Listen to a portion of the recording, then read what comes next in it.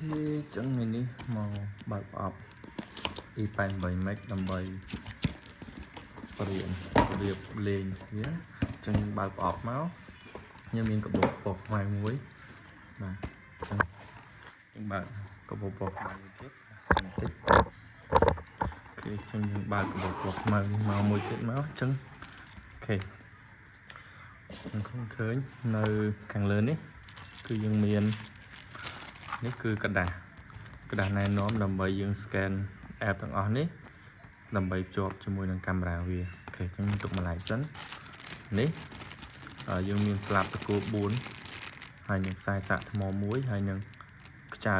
សម្រាប់តកូដោះដូរ4គ្រាប់ទៀតហើយនឹងទល់វិញ1អូខេនេះគឺណែនាំទេអញ្ចឹងអត់មានអីទេបាទអញ្ចឹងយើងបើកមកនៅក្នុងនេះគឺប្រអប់វាគឺមានដ្រូន1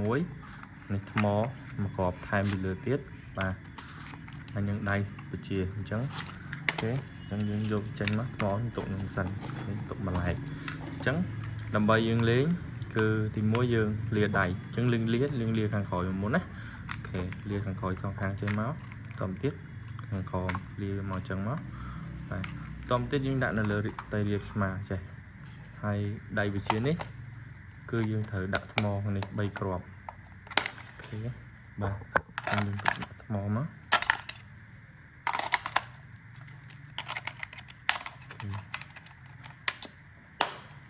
មកយល់អញ្ចឹងដើម្បីប្រឆេះដ្រូននេះបានយើងត្រូវបើកដ្រូនមុនបាទអញ្ចឹងយើងបើកយើងបើកបន្តមកទៀតយើងបើកដៃវិជារបស់វាដើម្បីវិជាវាអូខេអញ្ចឹងដើម្បីបង្ហោះវាបានយើងត្រូវធ្វើការ set up វាសិន